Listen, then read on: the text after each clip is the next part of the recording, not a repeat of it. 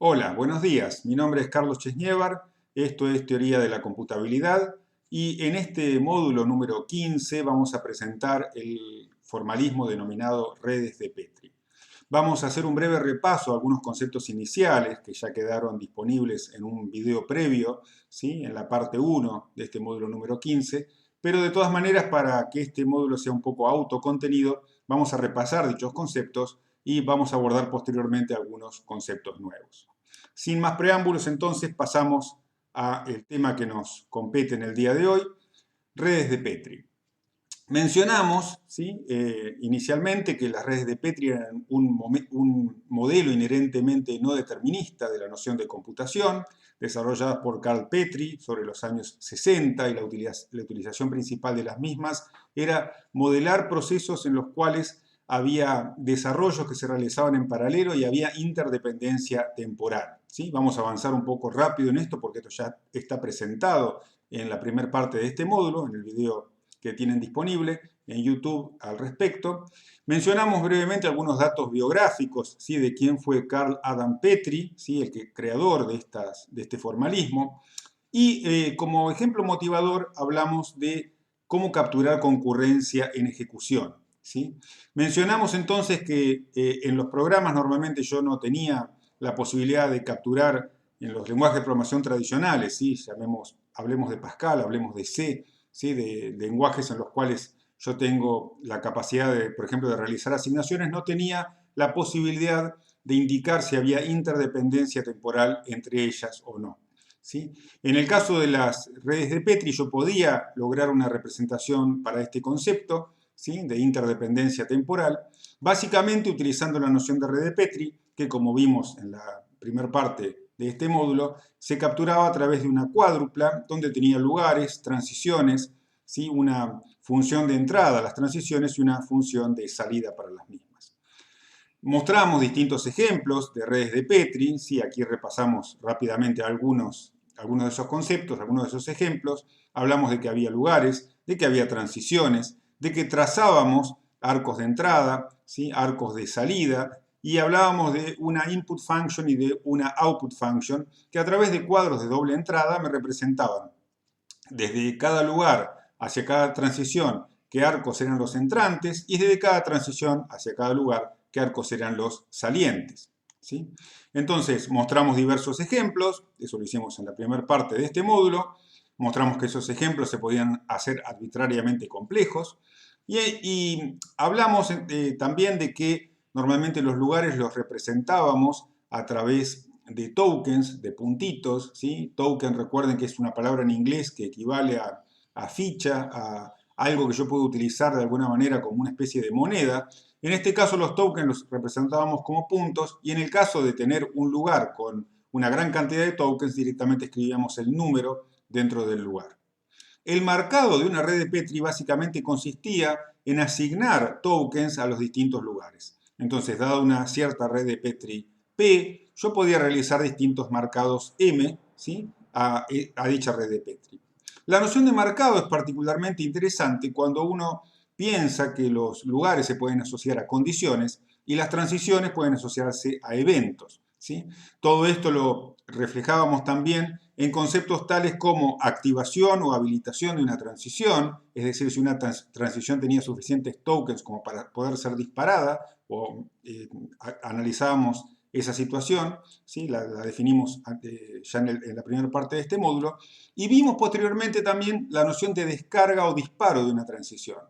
Toda transición que estuviera habilitada a partir de cumplir ciertas condiciones, ¿sí? Podíamos proceder a dispararla de manera tal que los tokens cambiaban de lugar. ¿Sí? De alguna manera había tokens en los lugares de salida, ¿sí? Asociados a una transición, que cambiaban y en los lugares de entrada también se producía un cambio. El comportamiento asociado a dichos cambios, ¿sí? Lo reflejamos en distintos ejemplos, hablamos de transiciones activadas, transiciones no activadas, ¿sí? Y mencionamos cómo se procedía a realizar el disparo de una transición. Recordemos también que lo que aclaramos en la primera parte de este módulo fue el hecho de que yo podía tener caminos alternativos, es decir, dada un cierto marcado para una red de Petri, podía proceder, por ejemplo, a disparar la transición, en este caso la transición 2, ¿sí? Proceder a este marcado que tengo acá, consumiendo un token del lugar P2, P sub 2, y transfiriéndolo al lugar P sub 3. Y también podía, alternativamente, disparar la transición T1 tomando un token del lugar P1 y copiando o replicando un token en el lugar P sub 3. Recordemos que los lugares actúan como una especie de contenedores, de manera tal que cuando yo disparo una transición, lo que realizo es incrementar la cantidad de tokens en el lugar de salida. Procedimos luego a mostrar cómo el primer ejemplo motivador que teníamos de realizar un cierto trozo de código donde había sentencias de código que no tenían dependencia entre sí, mientras que otras sí eran interdependientes, cómo yo eso lo podía reflejar en una red de Petri. Y procedimos después a dar las definiciones formales, ¿sí?, de lo que era el marcado de una red de Petri y lo que eran los disparos que permitían ir desde un marcado hasta otro.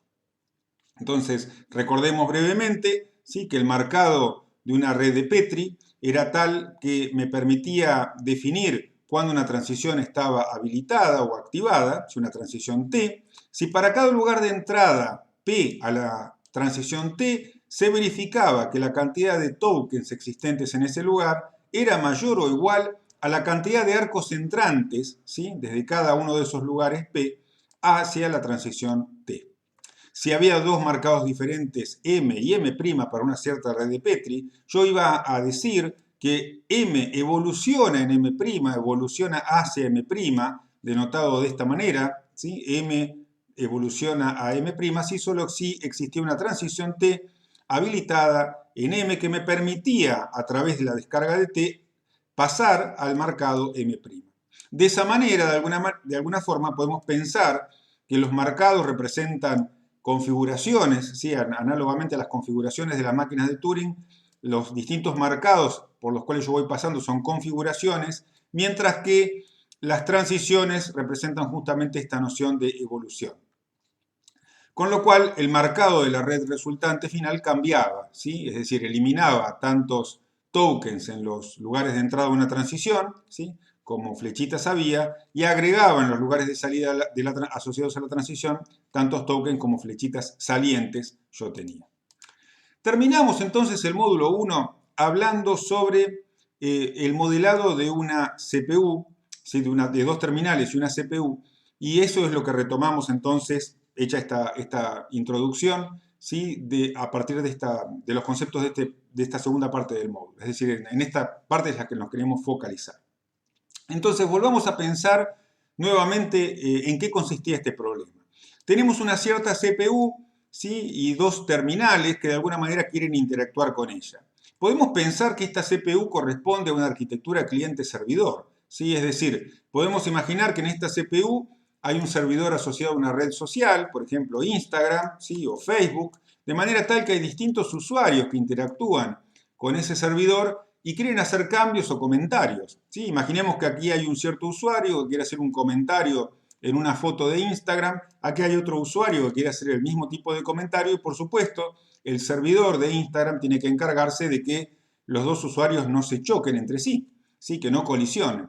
De manera tal que cuando atiende el pedido de uno de los usuarios de querer escribir un comentario para una foto, el otro usuario tendrá que esperar, ¿sí?, milésimas de segundo, un tiempo imperceptible, para después tener su turno y poder proceder a hacer lo mismo, ¿sí? De alguna manera, eso es lo que vamos a tener asociado, ¿sí?, automáticamente cada vez que trabajamos en una arquitectura cliente-servidor, ¿sí? Los clientes reciben la posibilidad de ir realizando estas acciones por quantums de tiempo, lo que se denomina pequeñas fracciones de tiempo, quantums. Entonces, el primer modelado con el cual habíamos terminado la primera parte del módulo 1 nos decía, ¿sí?, un segundo, que vamos a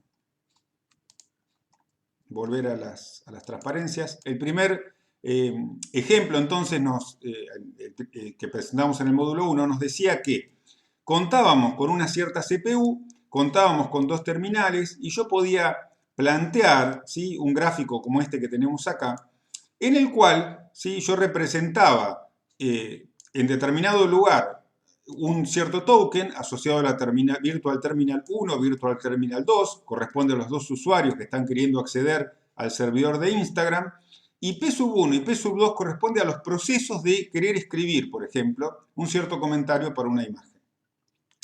Al yo realizar una red de Petri con estas características, lo que lograba era que, fíjense que tenemos un token asociado a la CPU del servidor, otro token asociado a la terminal virtual, de manera tal que si el usuario que está a la derecha quiere, por ejemplo, escribir, yo puedo disparar la transición T1, con lo cual voy a tomar un token de aquí, otro token de aquí, y voy a pasar a tener un token en P1. Se va a eliminar este token que tenía acá, con lo cual este proceso PSU2, ¿sí? Que es que el otro usuario escriba, no se va a poder llevar a cabo.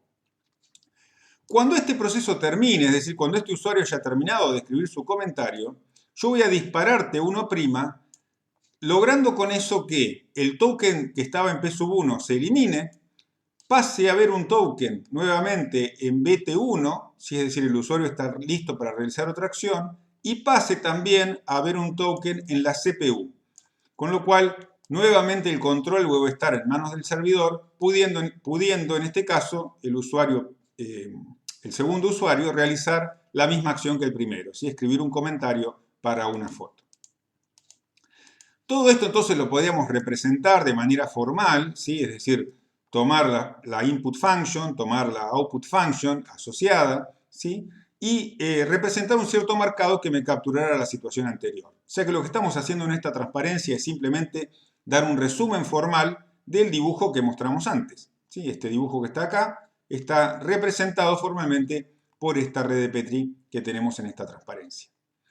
Ahora bien, fíjense que aquí vemos un pequeño ejemplo de cómo es que esto se lleva adelante, ¿sí? Tenemos nuestro token en la CPU, nuestro token en BT1, nuestro token en BT2, e imaginemos que el usuario que está a la derecha es el primero que va a hacer un comentario en la foto de Instagram. Con lo cual voy a eliminar un token de aquí, eliminar un token de aquí, como dijimos antes, disparar T1, y esta situación me representa el usuario de la derecha está escribiendo en Instagram. Si el usuario de la izquierda quisiera hacer un comentario, su comentario va a tener que esperar, quedará almacenado eventualmente en la computadora o en el teléfono celular, esperando a que este usuario termine de postear lo que él está escribiendo. Al realizar, ¿sí?, el disparo de T1', vuelve un token a BT1, vuelve un token a CPU, se elimina el token que teníamos acá porque acabamos de disparar esta transición que tiene una flecha entrante, ¿sí?, y volvemos a una situación de equilibrio, ¿sí?, permitiendo que el primer usuario, ¿sí?, realice ahora la acción de escritura. Ahora, notemos que el problema que aparece acá es que un sistema operativo que trabaja con este modelo, ¿sí?, podría preferir siempre a una terminal, a uno de los usuarios, ¿sí?, por decirlo, o a uno de los clientes, por decirlo en términos generales, y dejar al otro desatendido para siempre. Imaginemos entonces un mundo imaginario, ¿sí?, un mundo que estamos suponiendo, en el cual el servidor de Instagram de alguna manera privilegia a este usuario y le dedica toda su atención a él. Entonces hay otros usuarios que quieren escribir comentarios para fotos, pero hasta que este usuario no termina de escribir todos sus comentarios, los demás usuarios no pueden hacer comentarios. Sería un poco extraño, ¿sí?, porque de alguna manera la idea del servidor es garantizar atención equitativa, ¿sí?, a los diferentes usuarios intervinientes.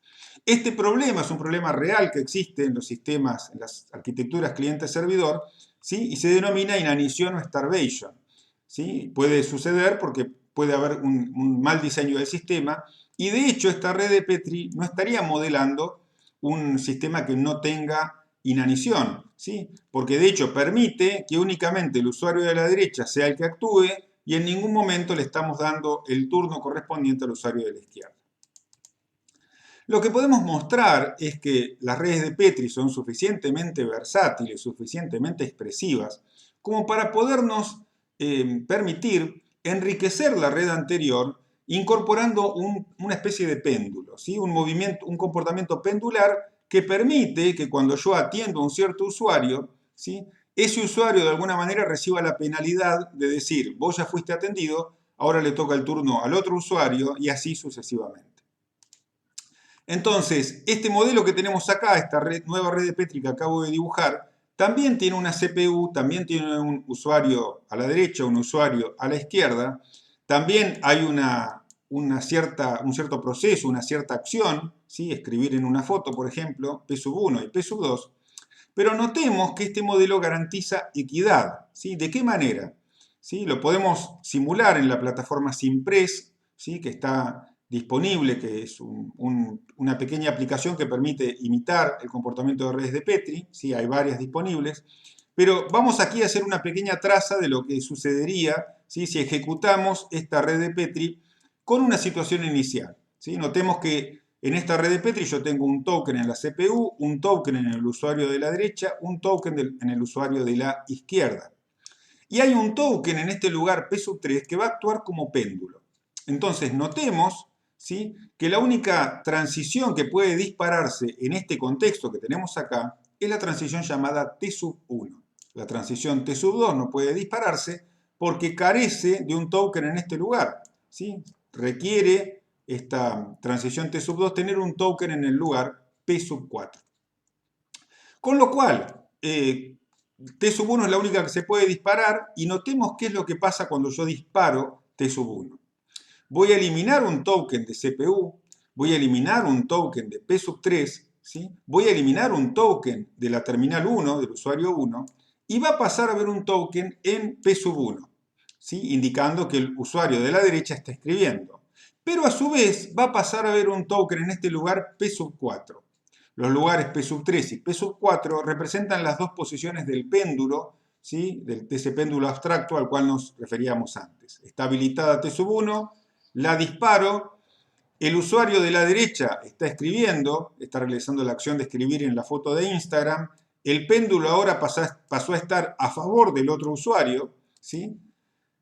Con lo cual, este usuario que está aquí podrá hacer su posteo, ¿sí?, realizar alguna acción de alguna manera que le vuelva a devolver el control a su teléfono celular o al programa que está ejecutando en su computadora. Pero ¿qué sucede? Si yo ahora quiero utilizar nuevamente, ¿sí?, la CPU, ya el usuario de la derecha no lo puede hacer. El único que lo va a poder hacer es el de la izquierda, disparando la transición T2, ¿sí?, y repitiendo el proceso. Ahora el token que se eliminó de P4, con el mismo criterio que antes, pasa a estar en P3 y así sucesivamente. De esa manera, si ejecutamos esto, ¿sí?, de alguna manera en cámara rápida, de forma acelerada, vamos a ver que alternativamente lo que va a suceder es que se ejecutan acciones vinculadas al usuario de la izquierda y al usuario de la derecha en igual cantidad. ¿Sí? Estamos garantizando equidad a través de la incorporación de ese péndulo. Todos estos conceptos se van a estudiar más adelante en otras materias, ¿sí?, como sistemas operativos vinculados a esas temáticas o redes de computadoras, y son sumamente importantes, ¿sí?, cuando se trata de arquitecturas distribuidas. Ese es un rol que tienen justamente las redes de Petri.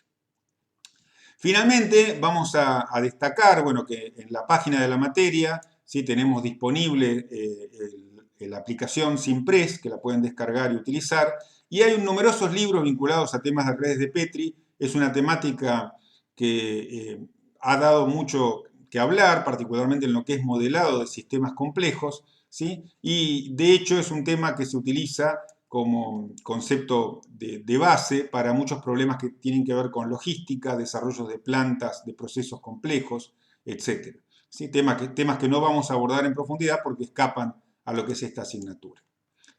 Para terminar entonces este módulo, lo que vamos a hacer referencia es a las redes de Petri como reconocedoras de lenguajes. Entonces, hablamos de que las redes de Petri permitían capturar, ¿sí?, distintos tipos de procesos. En particular, una manera de la cual las podemos utilizar es capturar secuencias de disparos. Entonces, vamos a hablar de lo que se conoce como redes de Petri aceptadoras. Una red de Petri aceptadora va a ser una sextupla. Vamos a tener un conjunto de lugares, un conjunto de transiciones, una función de entrada, una función de salida, un marcado inicial y un marcado final. De manera tal que todos los conceptos anteriores, lugares, transiciones, input function, output function, se van a definir exactamente igual que antes. Y los marcados inicial y final me van a servir como puntos de referencia para capturar conjuntos de cadenas. Entonces, notemos que en una red de Petri yo las acciones las modelo con transiciones, ¿sí? Llamémoslas T sub 1, T sub 2, T sub 3, y el conjunto T estrella de todas las secuencias de transiciones permitidas caracteriza de alguna manera a una red de Petri, y por lo tanto al sistema que estoy queriendo modelar. Entonces, vamos a poder establecer esta analogía, que es muy interesante, ¿sí? muy útil, en el sentido en que las secuencias de transiciones, ¿sí? Una secuencia de transiciones S, que va a ser un elemento particular de T estrella, yo lo voy a poder asociar a una cadena. Y el conjunto de cadenas va a corresponder a un lenguaje. Dos redes de Petri van a ser equivalentes si denotan o representan lenguajes equivalentes. Entonces, formalmente, una secuencia de disparos S para una red de Petri aceptadora R, ¿sí? Que es una red de Petri tradicional, junto con dos marcados, uno inicial y uno final, va a ser un elemento de ese conjunto T estrella. ¿Y cuándo mi secuencia S va a ser aceptada por la red de Petri? Eso va a pasar si, solo si, yo partí del marcado inicial M sub 0, ¿sí? Realicé un disparo de una transición, de alguna manera esa transición fue la transición T1, ese disparo me permitió llegar a un marcado M1, luego disparé la transición T sub 2, ese disparo me permitió llegar al marcado M sub 2, y así sucesivamente, es decir, fui disparando diferentes transiciones, T sub 1, T sub 2, T sub n, para llegar a un marcado final. El lenguaje asociado, ¿sí? a mi red de Petri, R, va a ser el conjunto, ¿sí? de secuencias S posibles que pertenezcan a T estrella, ¿sí? De manera tal que me representan distintas secuencias posibles que yo puedo utilizar disparando desde el marcado inicial M sub 0 hasta alcanzar el marcado final M sub F, ¿sí? Entonces, notemos que esta situación la podemos representar más claramente en un ejemplo. Tomemos por caso, ¿sí? Esta red de Petri que tenemos aquí a la izquierda, ¿sí? Tenemos una cierta red de Petri arbitraria que la dibujamos a modo de ejemplo, y a las transiciones las etiquetamos con símbolos. Esta transición con el símbolo A, esta con el símbolo B, esta con el símbolo C, y tenemos un token en el lugar P sub 1. Entonces notemos que este sería el marcado inicial de mi red de Petri, y imaginemos que el marcado final para esta red de Petri que tengo aquí es este que tengo a la derecha. O sea que este sería marcado inicial y marcado final. Los dos que vamos a considerar para ver qué tipo de redes aceptadoras, ¿sí? Reconocedoras de cadenas podemos caracterizar. ¿Sí? Entonces, las transiciones son A, B y C, y la secuencia de disparos que sería aceptada naturalmente para decir paso del marcado inicial al marcado final, si miramos esta red de Petri tal como está, sería decir, tomo la transición C, la disparo, elimino un token de P sub 1, agrego un token en P sub 3 y alcanzo el marcado final. O sea que C es una secuencia de disparos aceptada. Vamos a analizar entonces esta red de Petri, ¿sí? Con estas transiciones y esta secuencia aceptada en un contexto un poco más complejo, ¿sí? Imaginemos la situación siguiente, ¿sí? Tengo este marcado inicial, disparo la transición llamada A, ¿sí? De manera tal que lo que paso a tener es esta situación. Al haber disparado A, hay un token, ¿sí? Que elimino del lugar P sub 1, agrego un token en el lugar P sub 2, y también el mismo token, ¿sí? que había eliminado del lugar P sub 1 vuelve a P sub 1, porque eso es lo que me indica esta flecha que tenemos acá, ¿sí? Elimino un solo token, pero agrego dos, uno en P sub 1 y otro en P sub 2. De manera tal que al haber disparado la transición A, el marcado que tengo es este que está acá, ¿sí? Imaginemos ahora que vuelvo a proceder a disparar la transición llamada A, voy a volver a repetir el proceso, con lo cual elimino un token en el lugar P sub 1, ¿sí? Agrego un token en el lugar P sub 2 y vuelvo a colocar un token en el lugar P sub 1. Y imaginemos ahora que procedo a disparar la transición C. Notemos que en este caso yo voy a eliminar el token de P1 y voy a añadir un token en P3, ¿sí? De manera tal que la situación a la cual arribo es esta que tenemos en este dibujo que está en la esquina inferior derecha. ¿Qué sucede? Al haber eliminado este token de P1 y haber disparado la transición C, yo quedo encerrado en esta parte de la red de Petri. No puedo volver al lugar P1, ya no tengo tokens allí. Pero notemos que la transición B me dice, yo puedo dispararme consumiendo un token de P3, un token de P2 y añadiendo nuevamente un token en P3. O sea que si hago eso, ¿sí? Elimino un token de lo que mostramos antes, ¿sí? Elimino un token de P2, elimino un token de P3, añado un token en P3. Vuelvo a repetir lo mismo, ¿sí? Elimino un token de P2, elimino un token de P3 y añado un token en P3. Y notemos que esta situación no permite hacer más disparos. Pero a su vez esta situación, este marcado, coincide con el marcado final. O sea que si nos ponemos a pensar un poco acerca de esta red de Petri, estamos notando que la red de Petri consume una cierta cantidad de disparos, ¿sí? Que corresponden a letras A, transiciones etiquetadas con la letra A. En algún momento yo disparo la transición etiquetada con la letra C y a partir de ahí lo que puedo hacer es disparar tantas veces la B, ¿sí? Como letras A yo tenía. O sea que de esta forma lo que notamos es que mi red de Petri lo que va a hacer es aceptar la C, la A seguida de C seguida de B, dos veces A, la C, dos veces B y así sucesivamente. O sea que de manera generalizada podemos llegar a la conclusión de que el lenguaje asociado a esta red de Petri va a tener justamente esta forma, ¿sí? Va a ser una cierta cantidad de A's, una letra C y la misma cantidad de B's que letras A's, ¿sí? Con un exponente mayor o igual a 0. El etiquetado de una red de Petri justamente permite asociar a las transiciones símbolos. Entonces los etiquetados de alguna manera se caracterizan en grupos, ¿sí? Se habla de lo que es el etiquetado arbitrario, un mapeo cualquiera, un mapeo cualquiera asociado a ese etiquetado, ¿sí? El mapeo aquí lo denominamos phi, me está diciendo las transiciones las mapeo en símbolos, incluyendo la cadena vacía, es decir, permito que la cadena vacía sea uno de los símbolos que yo utilice.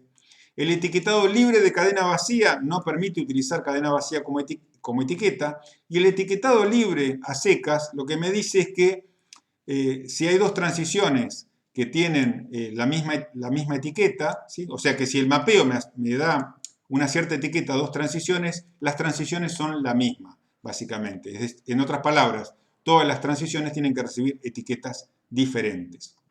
Se puede, ¿sí?, demostrar, se puede establecer un lema que no vamos a demostrar acá, que nos establece justamente, ¿sí?, una relación de inclusión entre los conjuntos o las clases de etiquetados, ¿sí? La clase L lambda, el etiquetado arbitrario, es la clase más general. LF serían la clase de lenguajes que se pueden obtener con etiquetado libre. Y L, la clase de lenguajes que se pueden obtener con etiquetado arbitrario libre de lambda. Notemos entonces que este etiquetado L lambda, el etiquetado arbitrario, es un superconjunto, es decir, la clase de todos estos lenguajes es un superconjunto de los lenguajes que son libres de lambda, que a su vez es un superconjunto de los lenguajes asociados al etiquetado libre. Es decir, hay una relación de inclusión entre clases de lenguajes dependiendo de cuán flexible hacemos el etiquetado que podemos asociar a las transiciones. Por último, hay algunas propiedades relacionadas a lo que son las redes de Petri y su poder expresivo en relación a la clase de lenguajes. Resulta ser que los lenguajes de la clase L lambda son cerrados bajo ciertas operaciones, la unión, la concatenación, ¿sí?, la intersección, no lo son para la estrella de Kleene, el complemento y la sustitución generalizada. Y estas particularidades pueden ser interesantes al momento de modularizar problemas, ¿sí?, de resolverlos a través de forma modular. Pero una pregunta que particularmente nos concierne es cómo se relacionan las redes de Petri con la jerarquía de Chomsky. No vamos a entrar en los detalles formales, ¿sí? en las demostraciones formales de cuál es el poder expresivo, sí nos vamos a detener en este aspecto. Todo lenguaje regular es aceptable a través de una red de Petri. ¿Sí? Podemos establecer ese primer resultado. Es decir, todo lo que hacemos con un autómata finito, con una expresión regular, con una gramática regular, lo podemos reflejar a través de redes de Petri. También hay lenguajes libres de contexto que son aceptables a través de redes de Petri, como el ejemplo que mostramos antes. ¿Sí? Intuitivamente nos damos cuenta que A la N, C, B a la N, ¿sí? No es un lenguaje regular. ¿Sí? O sea, es un lenguaje libre de contexto y lo estamos pudiendo reconocer con una red de Petri. ¿Sí? Pero sin embargo hay lenguajes que no lo son. ¿Sí? WW reverso no se puede reconocer con una red de Petri. ¿Sí? En particular aquí dejamos un ejercicio ligeramente vinculado al anterior, ¿sí? Donde tenemos que reconocer A la N, B a la N sin incluir, ¿sí? la letra C. Entonces podemos enunciar que bueno, existen lenguajes, ¿sí? que pertenecen a la clase de lenguajes libres de contexto no aceptables a través de redes de Petri. Y en síntesis, la situación en la que estamos es un poco la siguiente. Estos son los lenguajes regulares, ¿sí? los que son capturados a través de gramáticas regulares. Todos ellos pueden ser de alguna manera capturados por gramáticas libres de contexto, gramáticas en las cuales yo tengo un solo no terminal del lado izquierdo. Los lenguajes regulares son un caso particular, ¿sí? de los lenguajes libres de contexto, un caso más específico, más restrictivo. ¿Sí? Por eso tenemos esta relación de inclusión de clases, de lenguajes. Y aquí tenemos el conjunto de los lenguajes reconocibles con redes de Petri, a través de redes de Petri. Notemos entonces que todos los lenguajes regulares los capturo a través de redes de Petri, pero no todos los lenguajes libres de contexto. ¿Sí? Y más aún, se puede demostrar, ¿sí? que todos los lenguajes asociados a redes de Petri son sensibles al contexto. ¿Sí? Están dentro del conjunto de lenguajes sensibles al contexto. O sea que tenemos este dibujo representando nuestra relación de inclusión. Las gramáticas sensibles al contexto, las que utilizaban símbolos viajeros, ¿sí? De alguna manera nos permiten capturar todo este conjunto que representa este rectángulo con puntas redondeadas y en particular capturar todos los lenguajes asociados a redes de Petri. ¿Sí? O sea que de alguna manera este conjunto, ¿sí? incluye en sus características, ¿sí? a la clase de los lenguajes regulares, a la clase de los lenguajes libres de contexto y a la clase de los lenguajes asociados a las redes de Petri. Aplicaciones de redes de Petri hay varias, como mencionamos antes, ¿sí? Sistemas concurrentes, bases de datos distribuidas, diseños de arquitecturas complejas, donde hay aplicaciones del estilo cliente-servidor, y en distintas aplicaciones industriales. ¿Sí? Para aquellos que tengan interés en estos temas, hay mucha literatura abundante al respecto, ¿sí? Y de alguna forma las redes de Petri también se han extendido para representar situaciones más complejas, utilizando colores, teniendo los que se llaman redes de Petri coloreadas, redes de Petri con probabilidades, con demoras en las transiciones, son todas variantes del modelo original, ¿sí? de redes de Petri.